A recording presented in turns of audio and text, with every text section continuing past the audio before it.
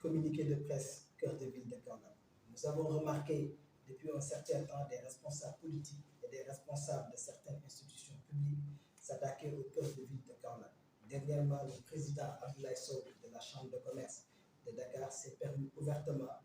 d'attaquer cette structure, soulignant même que le Saloum Investissement Développement SID n'a pas de contrat avec l'État du Sénégal. Je rappelle pour une dernière fois que la société Saloum Investissement Développement est un groupe d'investissement mis en place par des opérateurs économiques installés dans le Saloum et des ressortissants de la région administrative de Kaolack.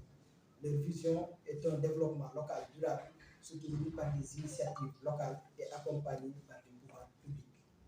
C'est dans ce cadre que l'État du Sénégal leur a donné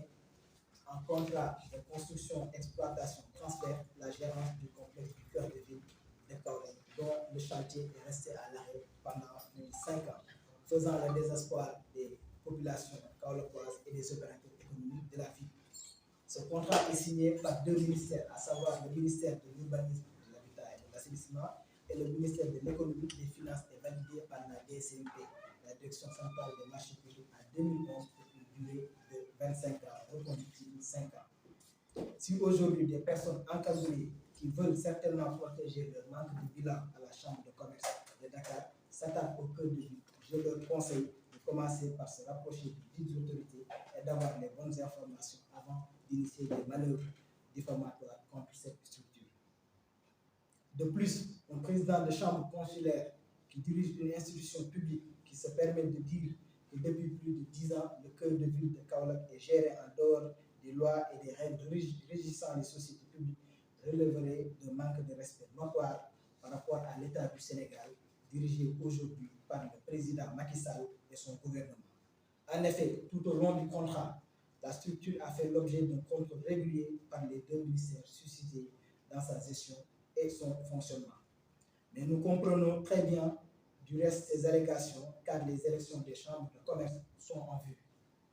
Et nous avons suivi avec l'intérêt l'installation du nouveau gouvernement. Et heureusement, le ministère du Commerce sera maintenant dirigé par une personne dynamique et compétente à la personne de M. Abdou Karim Fofana, que nous félicitons pour sa nouvelle nomination. Demandons au ministre d'enregistrer dans ses priorités les élections consulaires qui ne sont pas tenues depuis 10 ans. M. Abdoulaye Sow s'attaque ouvertement au président Serigne pour faire distraction et orienter le débat ailleurs. Mais nous, opérateurs économiques, restons concentrés et demandons le bilan de la Chambre de commerce de Dakar, qui s'arroge le plus grand budget des chambres consulaires au Sénégal avec des milliards de nos francs totalement voués à des dépenses de fonctionnement injustifiées. Pour en revenir à ce personnage indigne de la présidente de la Chambre de commerce de Dakar,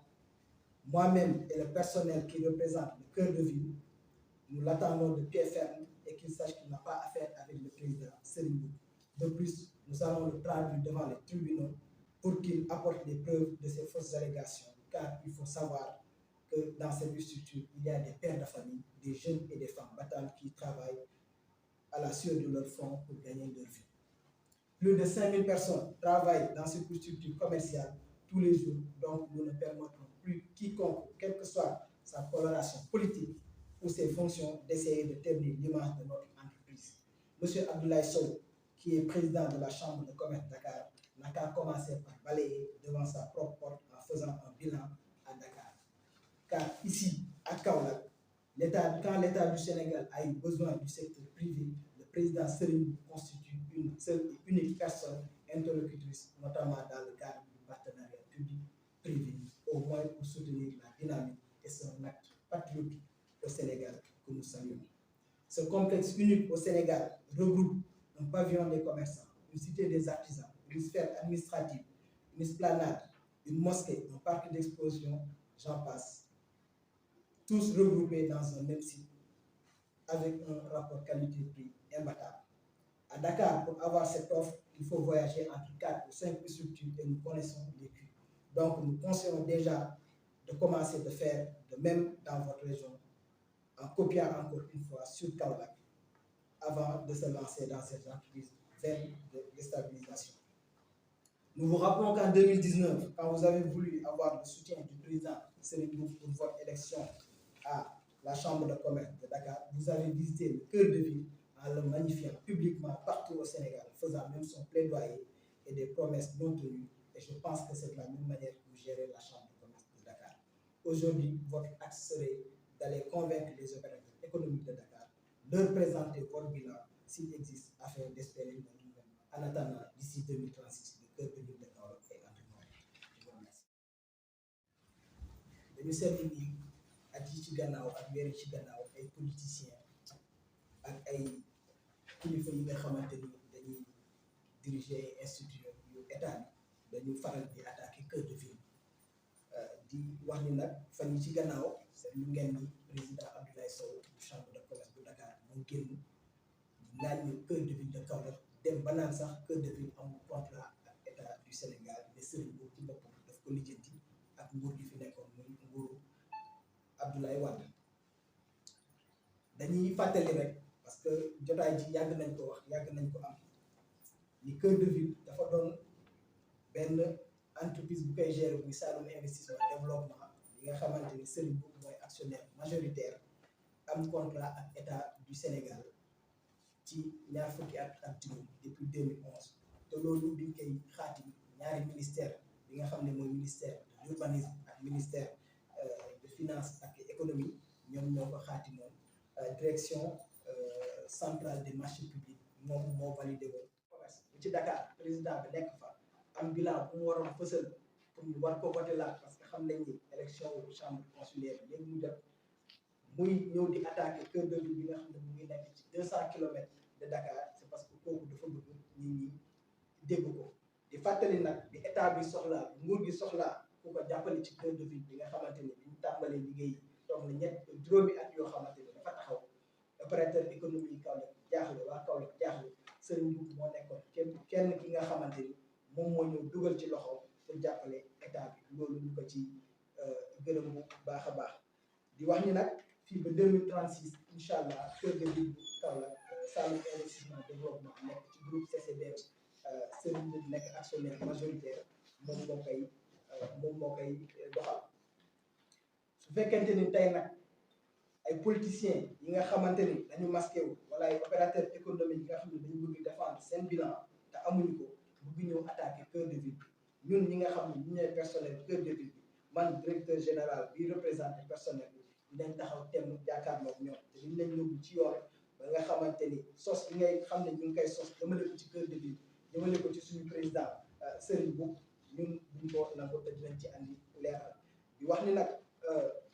soo toogee nga ne fukki at yi yëpp cœur de ville nañ koy doxalee du dëgg du yoon te nguur gi teg fi ñaari ministère yi nga xam ne ñoo ko xayma ñoo ko xaati muy ministère de l'économie ak finance wax naa ko ci njëlbeen loolu pour ñun ñàkk jox cër président de la république Macky Sall ak gouvernement parce que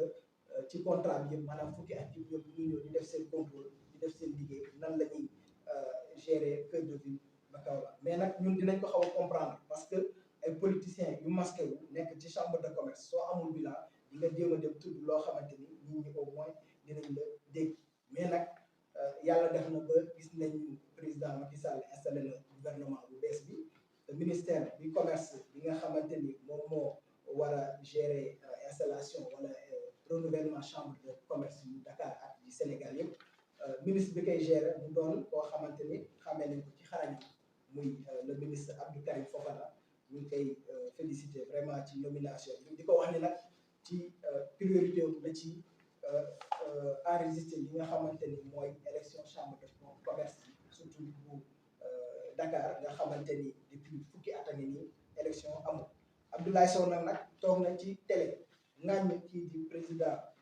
Serigne Mboup muy président chambre de commerce bu Kaolack nekkul tamit président chambre union nationale des chambres de commerce loolu gis nañ ko ni dafa bëgg jëmale wax ji feneen ba nit ñi duñu concentré wu ci Dakar mais nag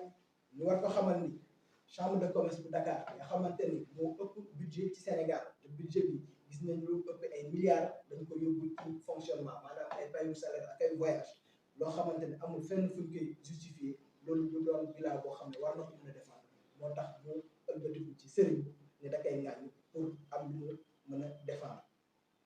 di ko wax ni nag cœur de ville ñu taxaw nañ tem parce que fii lu toll juróomi junni nit ay mag ay ndaw ay borom kër ay jigéen ñu ngi fiy xëy chaque jour di ñàkk pour mën a dundal seen njaboot. Donc président Abdoulaye Sow bu chambre de commerce bu Dakar liñ koy wax mooy mu commencé bale ci buntu kër de ville tey gis nañ fi lépp li nga xamante ni ñu ngi koy soxla ci jumtukaay ci dëkk yi nekk ñun ñëpp dajal nañ ko cœur de ville muy fu xale yi war a foowee muy fu xale yi war a fubalee muy ay boutique ay commerce muy université lépp am nañ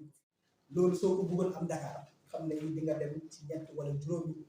structure yoo xamante ni xam nañ njëgi lu muy jar. Président